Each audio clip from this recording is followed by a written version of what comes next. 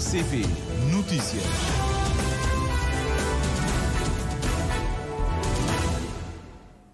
Três horas em Cabo Verde, seja bem-vindo ao Jornal da Tarde.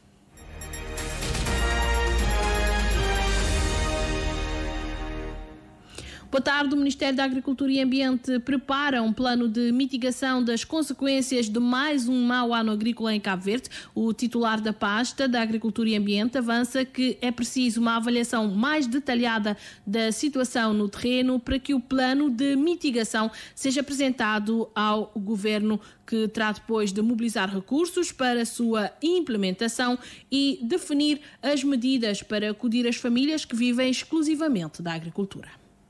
Sim, se nós olharmos para aquilo que é a quantidade acumulada de chuvas até agora e a sua distribuição, ficamos de facto aquém daquilo que eram as previsões, mas como sabem, as previsões são previsões, não é? Elas são feitas com base, portanto, em ferramentas técnicas, em modelos estatísticos sofisticados por entidades também internacionais, mas nem sempre nas nossas condições aqui em Cabo Verde se realizam de forma plena, e é o que aconteceu este ano. O Governo está preparado, evidentemente, para após a avaliação, ainda vamos ter que avaliar. Veja, há dias estivemos a dizer que se calhar está muito mal, depois choveu bem, mas precisamos depois fazer uma avaliação técnica adequada e só depois, com base na avaliação, colocar, as medidas de mitigação sobre a mesa para aprovação do Governo e depois implementar. O ministro Gilberto Silva admite que a campanha agrícola este ano está aquém das expectativas e previsões. Gilberto Silva falou à imprensa durante a inauguração de um projeto de mobilização de água para a agricultura em São Domingos.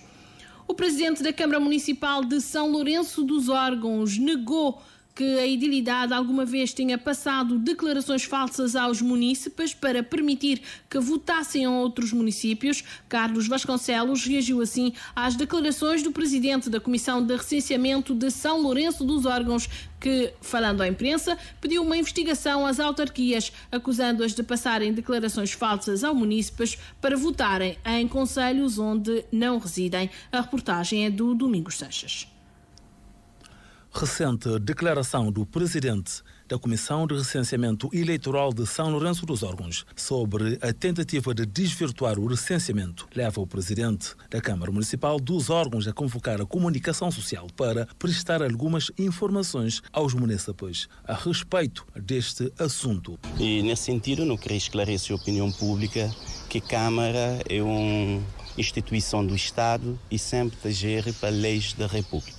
A nós é a única entidade no município que pode passar declaração de residência, e sempre nas declarações de residência está a ser passado num estudo prévio de reconhecimento das pessoas, na onde que está mora, através e até de vez em quando não pede apoio mesmo do gabinete de promoção social para reconhecer aquela pessoa se realmente está residindo em nós.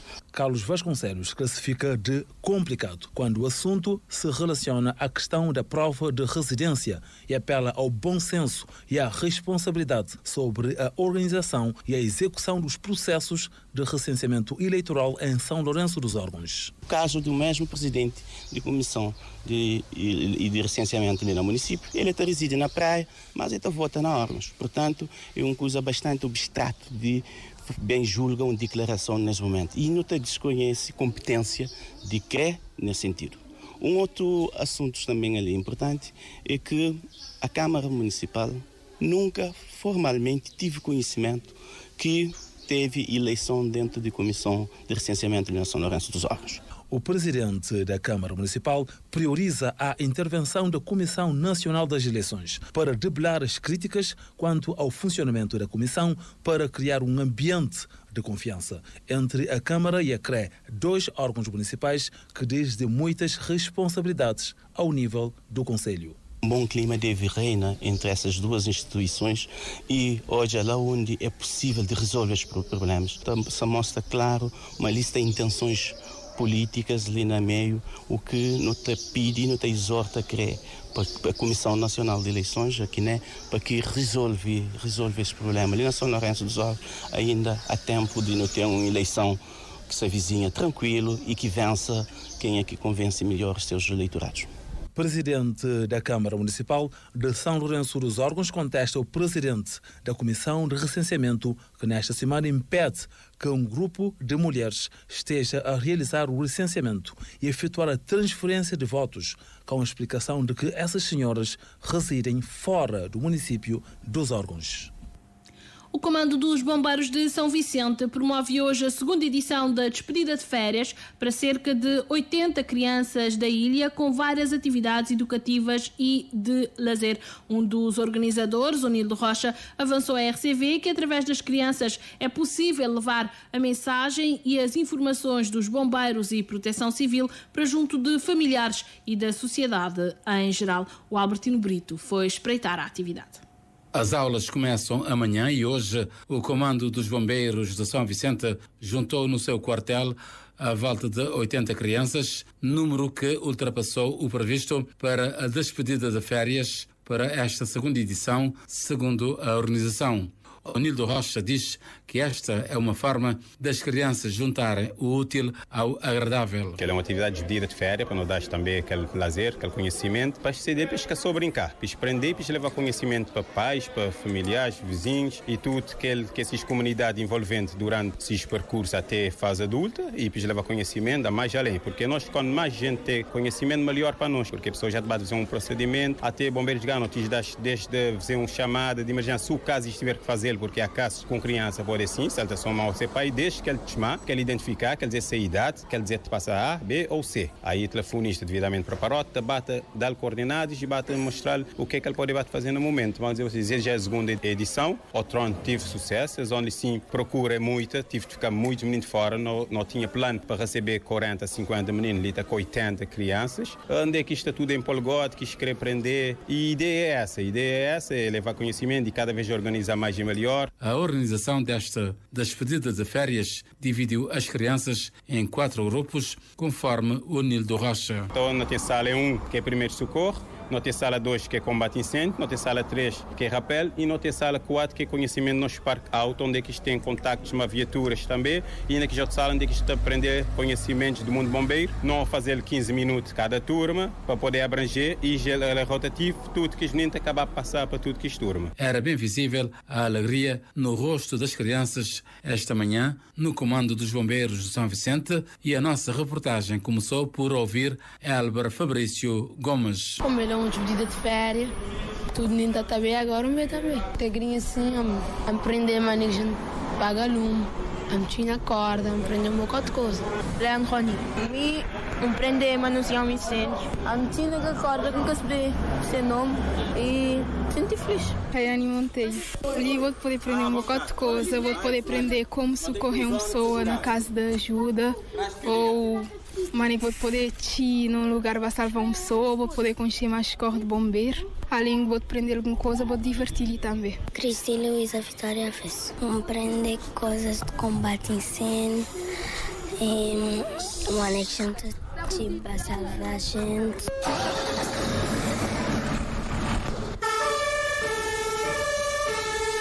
O quartel dos bombeiros de São Vicente, que acolhe hoje cerca de 80 crianças para uma despedida de férias diferente, um dia no quartel com várias atividades educativas e de lazer. Arthur e Maria Silva são os vencedores das provas de atletismo em masculino e feminino realizadas esta manhã no Mindelo dentro do programa do Morna Jazz Festival. Ainda neste primeiro período do dia aconteceu a prova de ciclismo, cujos vencedores foram Nicolas e Tofas. A Associação Morna Jazz organiza este mês várias atividades em comemoração ao Dia da Zona Libertada Ribeira Bote. Albertino Brito.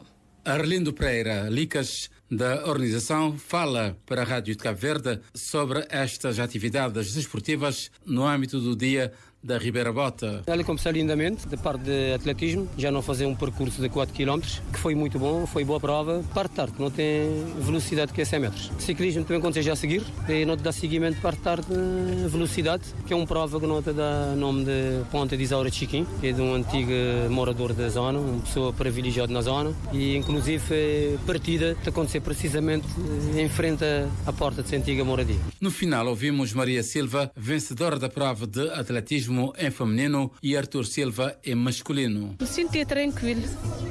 O Trono tinha ganhado segundo lugar. Eu voltei ali ganhar primeiro lugar. Então estou feliz. Estou orgulho através do meu treinador. Dos treinos, bem preparado para essa corrida. Não, correr relaxado. Não, por acaso a corrida foi bom. Eu estava na pré-época, já me comecei a época, treino forte.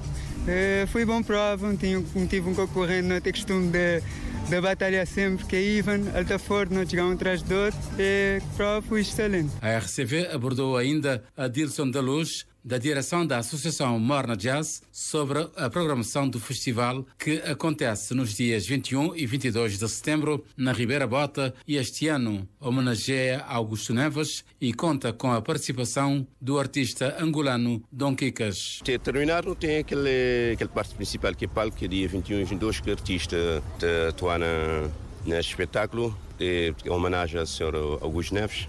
Nós resolvemos homenageá-lo como músico, psicólogo e da cultura, que já não é uma cultura morre desse tempo de crise que tive desde 2019, desse tempo de crise. Então eu resolvi homenageá-lo. Não tem nome, não tem Gai, Yaka, Hernani, não tem gosto também que deve tocar, por o gosto que ele toca piano. Não tem Dom Kikas, um bocado assim. Não tem já cerca de 15 artistas que devem atuar. A Associação Morna Jazz arranca com atividades desportivas para assinalar o dia da Ribeira Bota, 23 de setembro. Dia da Zona Libertada da Ribeira Bota, que está a ser então assinalada com várias atividades. Começaram hoje, devem terminar depois do dia 23. O líder da coligação PAI Terra Arranca e presidente do Parlamento dissolvido da Guiné-Bissau deve chegar este domingo ao país depois de alguns meses fora da Guiné. A viagem que estava prevista para ontem não se realizou, pelo que o também presidente do PAIGC é esperado hoje na capital guineense. Há, em princípio, sem direito à recepção por parte dos seus apoiantes, tal como aconteceu com dirigentes de outros partidos da oposição, devido à proibição decretada pelas autoridades que governam o país. A reportagem é de Eugênio Teixeira.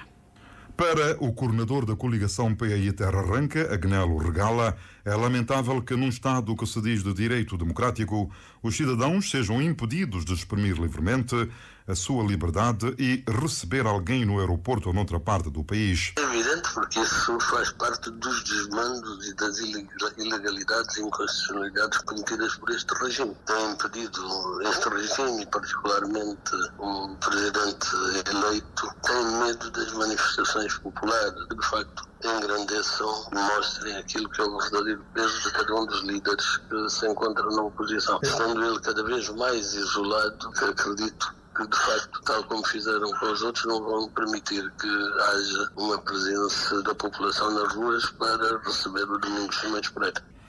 Ao escrever cartas para altos responsáveis da CDAO e de outras estruturas e organizações internacionais, Simões Pereira tem pela sua segurança. Regala diz que faz sentido estes alertas do líder da coligação PAI Terra Arranca, tendo em conta a forma como o atual poder na Guiné-Bissau tem atuado. É sempre melhor prevenir do que remediar, não é? Portanto, ele informa as entidades, e particularmente a CDAO, que tem uma força dita de estabilização no país, para que lhe sejam garantidas as condições de segurança necessárias. Essa força está lá, ao que nos parece, para ajudar a estabilização do país e para garantir a segurança das instituições. E o Domingos Simões Pereira, queira o Sr. Número Sissoko ou não, continua a ser o presidente da Assembleia Nacional Popular. Ele só deixará de ser presidente da Assembleia Nacional Popular quando houver uma nova Assembleia, uma nova eleição do presidente.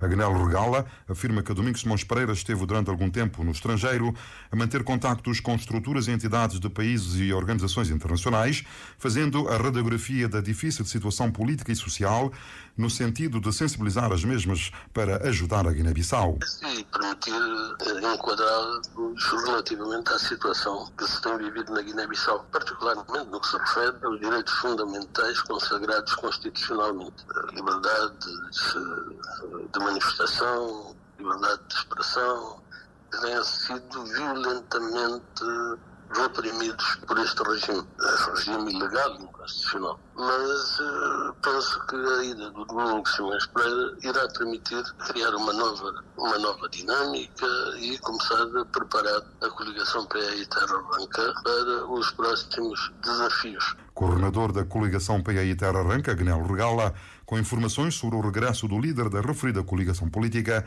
Domingos Simões Pereira, a Guiné-Bissau, após alguns meses no estrangeiro. Pelo menos 8 pessoas morreram ao tentar atravessar o Canal da Mancha. Este sábado, o barco transportava várias dezenas de migrantes entre o norte de França e o Reino Unido e naufragou ao largo de uma praia perto de uma cidade francesa. Um navio de socorro francês foi enviado para o local e pelo menos 53 pessoas foram salvas e transportadas para a praia. O incidente acontece apenas 2 semanas depois de um naufrágio semelhante que custou a vida a 13 pessoas. Os naufrágios envolvendo barcos de migrantes são frequentes no Canal da Mancha. É uma travessia que muitos fazem ilegalmente, tentando alcançar o Reino Unido. As tropas da Nigéria resgataram 13 reféns que foram raptados por um grupo extremista no estado de Kaduna, no noroeste do país, afirmou o exército em comunicado divulgado ontem. Vários raptores foram mortos e outros capturados, acrescentou o exército, sem especificar a que grupo armado pertenciam. Os reféns resgatados foram levados para uma instalação militar para uma avaliação médica antes de serem reunidos com a família.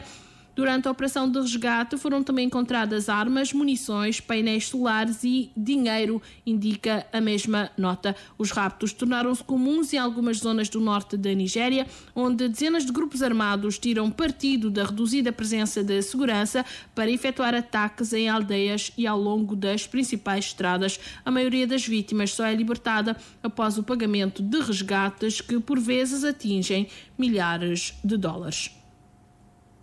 O representante da ONU em Timor-Leste destaca que a história do país precisa ser usada como referência e inspiração nas reformas que vão ser debatidas na Cúpula do Futuro. O encontro de jovens tem como prioridades o emprego, a democracia e os direitos humanos. É uma reportagem da Rádio ONU.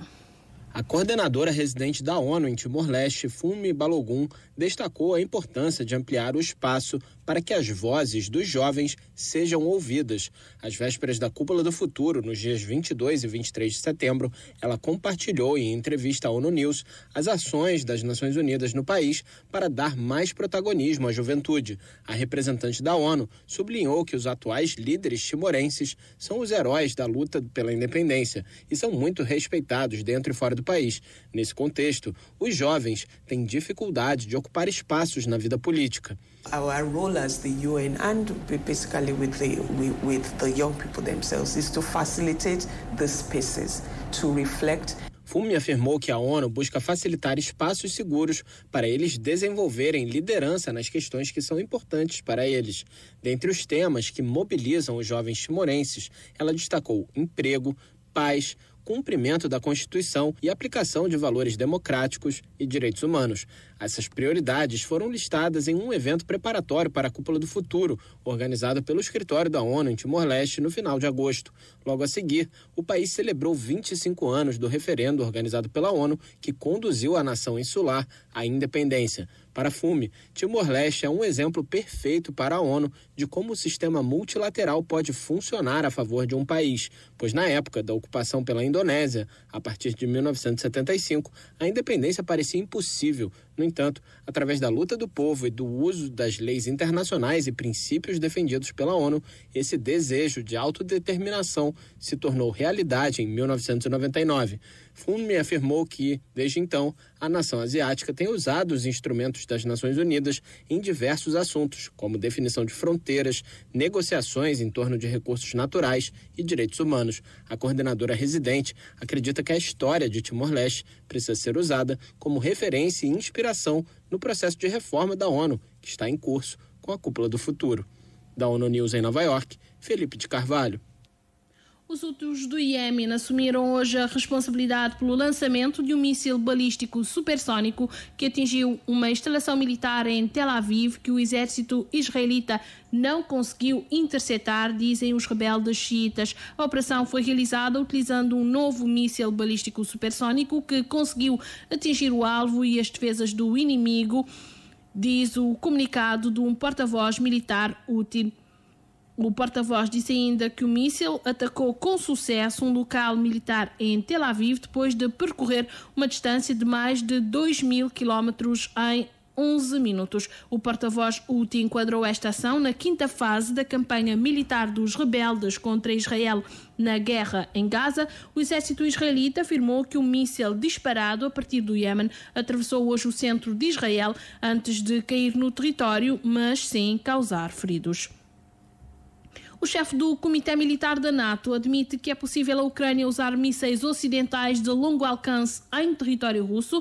Rob Bauer defende que cada nação tem o direito de se defender e que esse direito não deve acabar nas fronteiras. Bauer acrescentou ainda que as nações têm o direito soberano de impor limites às armas que enviam para a Ucrânia. Apesar dos contínuos apelos da Ucrânia ao Ocidente para que seja permitido atacar mais profundamente a Rússia, os líderes ocidentais parecem ainda hesitantes. Os Estados Unidos autorizam a Ucrânia a utilizar armas fornecidas pelos Estados Unidos da América em ataques transfronteiriços para contrariar os ataques das forças russas, mas não tem permitido a utilização de mísseis de longo alcance em direção à Rússia. E vamos fechar este jornal com os resultados da volta a Santiago. Eliezer Soares, da Ilha do Sal, conquistou o pódio de primeiro lugar na prova de ciclismo que começou na sexta-feira passada e terminou este domingo. Hoje, com o percurso Praia-Santa Cruz-São Domingos-Praia, uma prova desafiante, diz o vencedor. A prova foi bastante dura desde o primeiro dia. Tudo as etapas, mesmo contra relógio, que a minha é mais favorito, né, sendo o bicampeão de Cabo Verde naquela disciplina. Não consegui ganhar um bom tempo de vantagem sobre minhas principais oponentes, vamos dizer assim, que a gente não está disputa vitória sempre. Não consegui defender ontem na montanha, desceu a altitude, que é bastante difícil. Onde fui mais desceu, me sofrer mais, mas hoje nunca deixei de sofrer também. Viver num ilha plano da Sal, vem correndo a Santiago, na Tio Montanha, é bastante duro. Muito satisfeito e orgulhoso pelos esforços que me fazer. Hoje foi 2 horas e 50 e pouco minutos, mais ou menos. Tenho que confessar aos outros que a minha supremacia sempre é depois de 3 horas de corrida. Não tive desvantagem, não todos os dias, nunca. Chegar na 3 horas de corrida, me sofrer antes. Meus adversários sempre é mais forte até aquele tempo lá. Mas mesmo assim consegui superar, é um orgulho enorme. Em primeiro lugar, na categoria jovem, de 16 a 23 anos, ficou Nélio Cruz, de São Vicente, que também tem o prémio como o terceiro melhor classificado na classificação geral. Mas corri cool. Primeira etapa vamos ficar na terceiro lugar, segunda etapa vamos ficar no segundo lugar. E a hoje, última etapa, vamos acabar para concretizar, vamos acabar ficar no primeiro lugar. Hoje foi uma vitória que foi importante por acaso. Consegui defender a camisola branca, manter líder de jovem. A prova foi super difícil. O adversário estava à altura. Modo que tudo gente olhar foi disputado ali na sprint final, né? A Volta a Santiago, um evento de 3 dias, arrancou na sexta-feira e terminou a momentos na cidade da Praia. Hoje, último dia da prova, foi a prova mais longa, com 90 quilómetros. Os vencedores são, então, Eliezer Soares do Sal e Nélio Cruz, na categoria jovem. 13 horas e 23 minutos é o ponto final nesta edição do Jornal da Tarde. Nós voltamos às 19 com mais notícias. Boa tarde.